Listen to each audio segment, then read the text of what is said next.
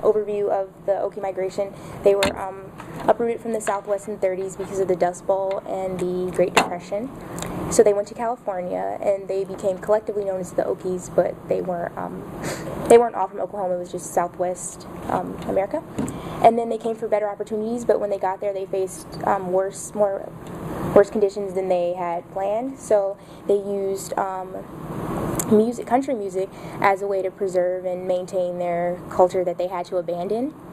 So they kind of represented a world from the past and the present through their music. And so their settlement and their expression through music led to what she'll be studying. It came to be called the Bakersfield Sound in the 60s. So it was an extension of the Okie culture through music again. And she's going to look at it within the context of World War II and how it became politicized. So she's going to compare it also with the Nashville Sound, which was more, what should I say? It was more mainstream because it had pop and orchestral arrangements, so it became more respectable to the American audience.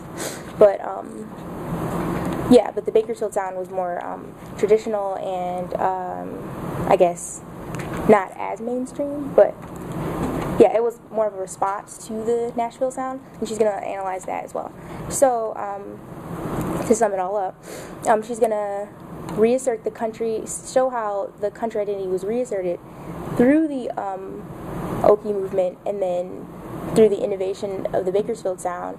But it's sort of a contradiction because it's a little complicated. It's sort of a contradiction because the music is traditional, it emphasizes traditional ideals, but at the same time it's innovative because it's new music.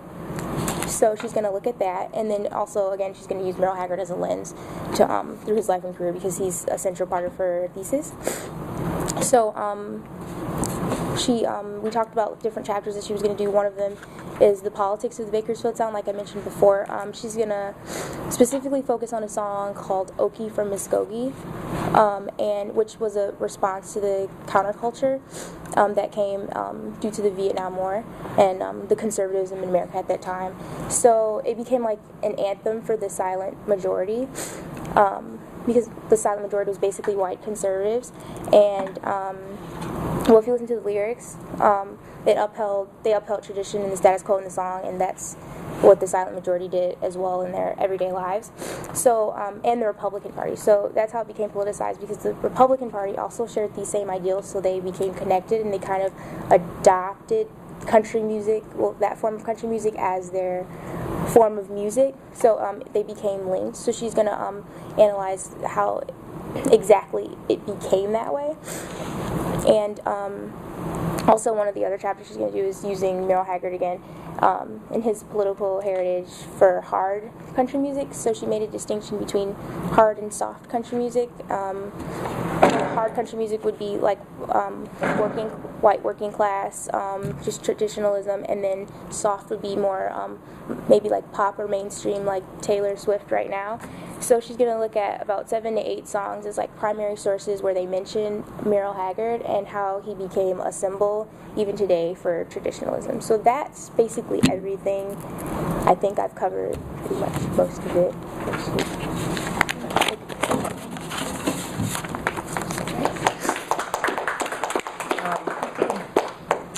Yeah, that was a really that was a really good summary of everything. I give a lot of props to Brianna because it's kind of really, really complicated.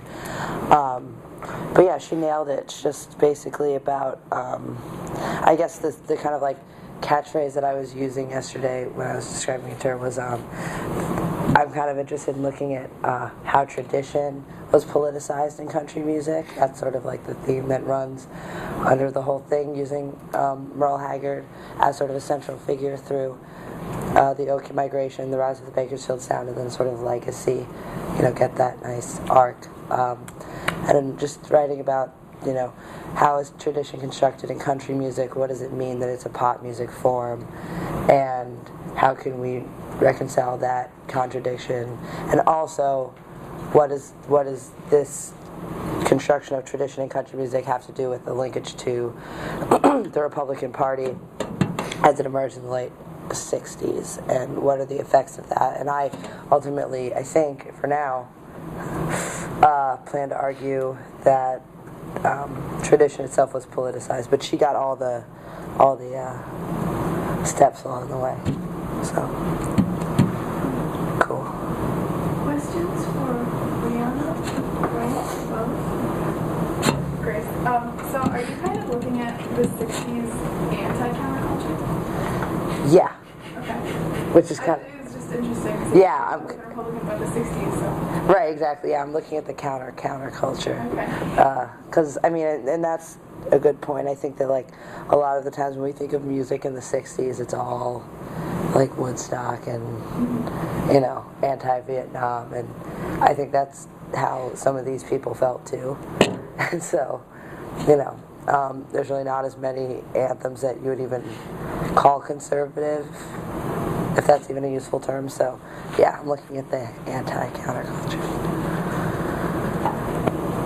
You said that, like, you were going to look at the tradition possibly being, like, politically driven, like, the creation of the tradition. So are you also looking at, you know, whether or not that is actually tradition? Well, that's sort of the base point, is that, like, country music being a popular music form is sort of antithetical to the production of tradition. Like, it can't be real tradition. So what is considered tradition and why is it so important? So, like, that's it. So I'm kind of saying that there's no tradition to start with, but that the illusion is very powerful. I apologize if this was said earlier, but the specific, like you said, looking at connection between the Republican Party and the music, are you looking at specific Republican leaders or specific elections, or is it more just the general concept of the Republican Party being linked to? That's a great question. Because I'm sort of pinpointing this, like, initial inception moment of that relationship, I will definitely be wanting to, like, it's definitely, like, sort of a broad claim, and I will be looking at it in a broad scope, but, like, if you have any connections between Gerald Ford and country music, I'm there. I'm there. I want individual. I need proof. So, See what I can do. yeah. I guess I'm sort of curious about the political context as well. I mean, are you, like, intending to focus on just, like, the relationship between politics, like, contemporaneously with the Bakersfield sound, or, like, are you going to try and maybe, like, trace that a little bit? I'm tracing it. There's sort of, it's sort of complicated because there's, like, a lot going on. But basically, in the first section, I'm going to analyze, like, the Dust Bowl, Depression, migration, Okie music, but also political and regional consciousness, because one of the interesting things is that country music, first of all, hasn't been traditionally a very political music since it really got to start in, like, the 20s. Maybe it hasn't been that political. And when it is political, it's this interesting, not conservative, not liberal thing of this, like, people call it different than working class political traditionalism or anarchist political traditionalism, or, like, this sort of worldview that really doesn't neatly fit into modern categories of conservative and liberal. So I'm trying to sort of parcel out what, if there was a political consciousness of the group from the Southwest to California, what it was, what that meant with resettlement in California, and then sort of definitely how those politics, how they did or didn't relate to the Republican Party, to conservative politics as we view them. You know what I'm saying? So that's a big part, isn't just saying, oh, well, there's this link. It's saying there's this link, but it's not complete, or it's sort of, you know, it's not just because, you know, country musicians and Richard Nixon have always felt the same, you know, so kind of definitely tracing the politics. When Brianna presented your thesis, you talked about you looking at specific songs like Okie from Stogie. Are you just looking at the lyrics of the songs, or are you looking also at the way that they were presented? I mean, when I saw a video of Merle Haggard presenting, he was dressed up in a very stereotypically Western way and looking like a cowboy. Is that going to be part of it as well, or is it just the text of the song, the sound of it? Definitely. You mean sort of so the image or the presentation as opposed to, like, just sonic and lyrical cues? Well, yeah, so I'm obviously going to look at the music itself and the words, but definitely looking at presentation. I mean, that's a huge thing, and I think that even Brianna mentioned, like, the Nashville sound, how Bakersfield was sort of opposed to the Nashville sound, which was sort of more pop, orchestral arrangements, a little bit more respectable. Like, that's all image stuff. Like, you can hear those differences, references, but the force of the power in that is the image stuff, and I think that, like, yeah, for instance, I'm gonna do hopefully a close reading of like this concert of the whole Okie from Muskogee album, and see that. I would really love to look at Chicano rock and some of the Mexican American forms of music that were contemporaneous with Bakersfield, like in the same area, and that's all about sort of how images and sort of scenes and genres in popular music are racialized, and for that's a lot about delivery and presentation. And like when studying California country, West Coast country, this West Coast form of this sort of southern seeming phenomenon, it's really important to understand like images of the West, images of the South, images of America, everything about America. I don't know, but yeah, definitely. Thank Grace. Thank you guys. Thanks for listening. So I'll go on to do Brianna's wonderful thesis. Okay, so I am presenting Brianna's thesis. I can't wait to read it. The tentative title is Jewish Agency Interwar Account in Mexico. And at the most basic level, her thesis is going to be about the Jewish migration from German or German-occupied states to Mexico during the interwar period. So 1918 to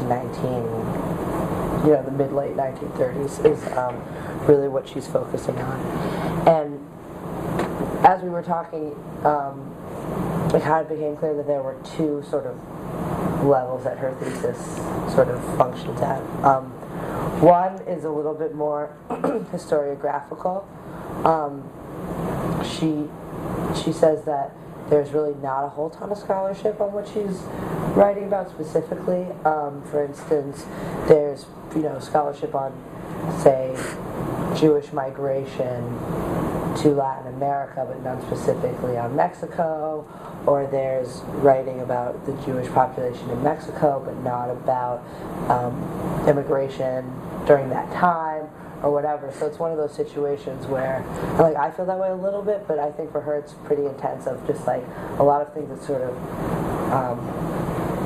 overlap but don't quite address head-on her topic. So that makes it a great topic, and it's going to be really awesome. So she says that, like, of those who do, so sifting through and finally finding people who talk about interwar immigration to Mexico for Jews, the authors didn't tend to give the Jews very much agency as a group, and tended to sort of, I don't know, historicize everything, sort of have some distance and act like the Jews involved were sort of just passive actors and not really taking a stand. So part of her goal then is to fill in the holes in this literature, create a long piece about Jewish migration to Mexico in this period, and one in which Jews are given agency, and sort of she says she's going to try to work with as many primary sources as possible and really try to reconstruct that experience, which she argues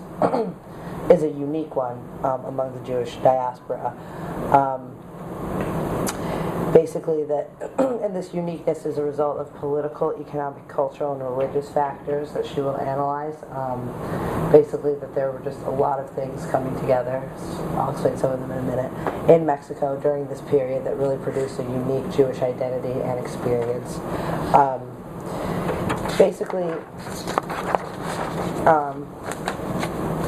Basically, the central theme, the central idea that sort of runs throughout her prospectus is the idea of Jewishness and Jewish identity, and how that was negotiated, maintained, created, reacted against, attacked, all of those things in this period.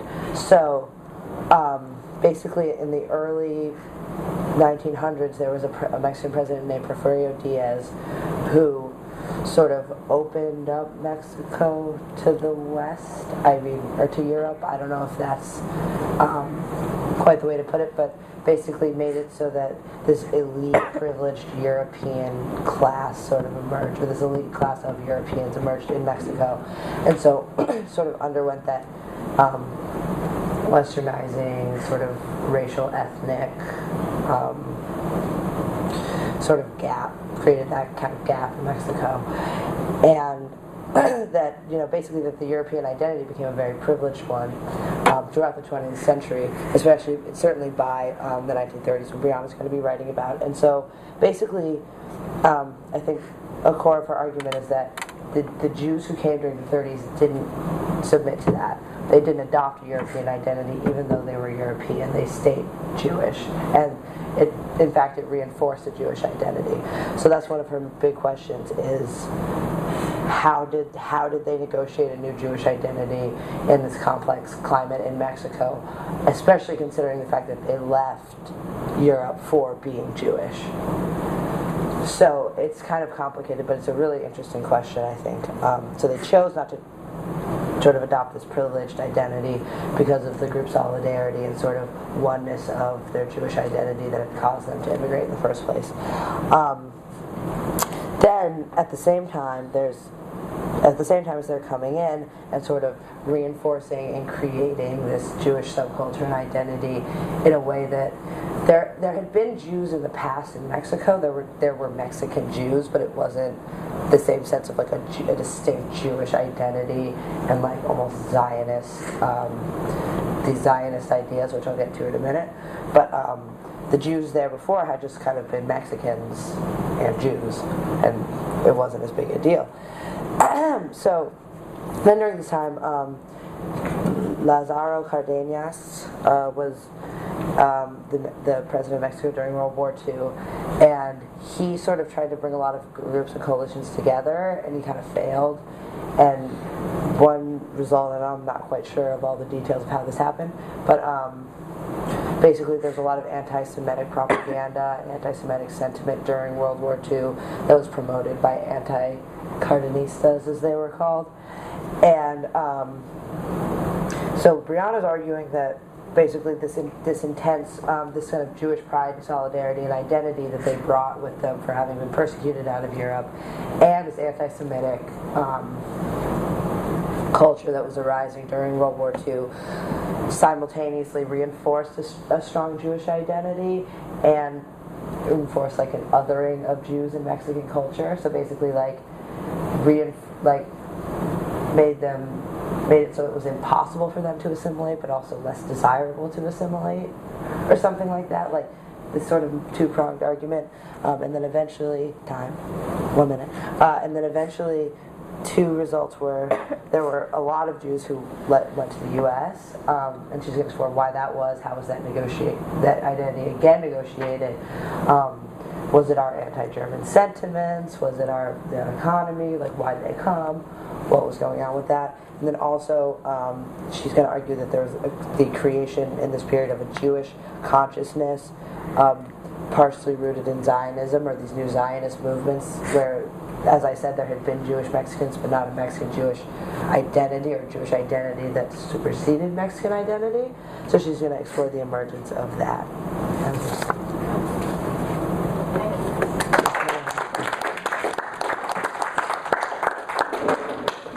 In the hot seat. Well, yeah, I think Grace put it pretty great with how I was gonna do everything. It's multi-leveled, which I didn't realize at first, but until we talked. But yeah, so first I want to fill in the gap in the scholarship, of course, and show that their experience was actually unique and give it a more personal. Well, just make it more personalized in general. Usually the secondary sources that are available are more detached, or maybe there's like a chapter about Mexico and an entire work about Latin American Jewry, but and also they don't specifically focus on the time period I'm looking at. A lot of them focus on the Jews that were already there, which came during the Spanish Inquisition, which was I think in the 15th century, but that's not specifically the group I want. But I do, the second level I'm looking at, I do want to look at their relations with that group, though, that there is a lot of scholarship on, because they were already there, but they identify with their Europeanness because Grace explained it. The president that was Cardenas. He was there and he encouraged foreign capital to come in, which made a lot of Europeans move to Mexico and invest in it. But even though it boosted the economy, it created sharper class lines.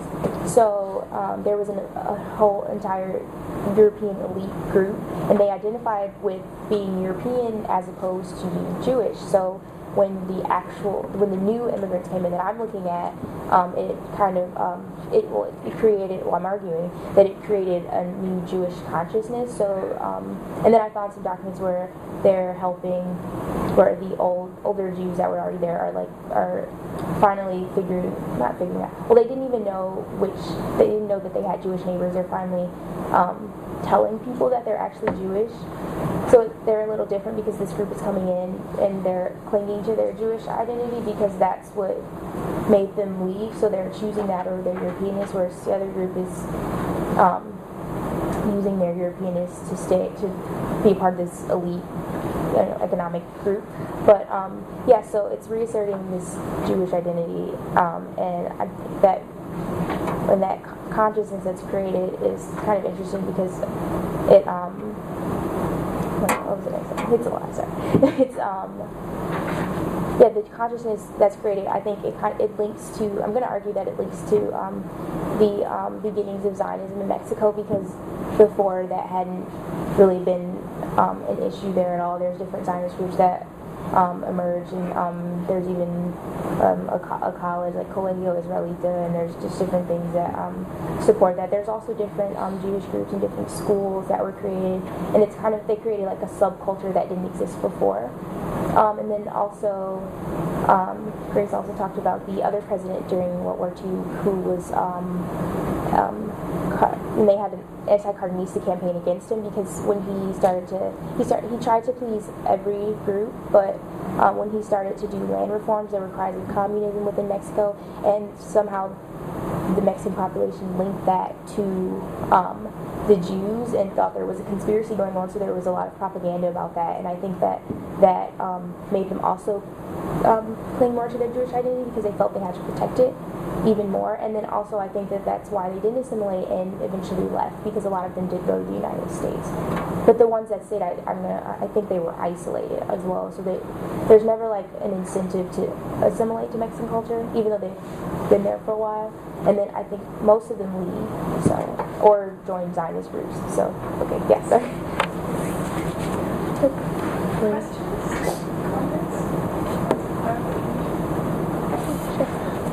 Grace mentioned when she was giving her talk about how you were going to try to give the Jews agency, and that previously they didn't have a whole lot of agency in that, and that's something that I've come up with in my own research about Native Americans not having agency. So how is that going about? How are you giving the Jews agency, basically? What was their motivations? Well, me creating this entire thesis is sort of giving them agency because I'm going to use their actual documents. Like, I want to look at letters, diaries, I found interviews, and actually use their perspective as opposed to the other scholarship that's written about it that kind of just tells what happened and not really gives their voice and how they felt. So I want to add that and make it more personal. So that's what I'm doing.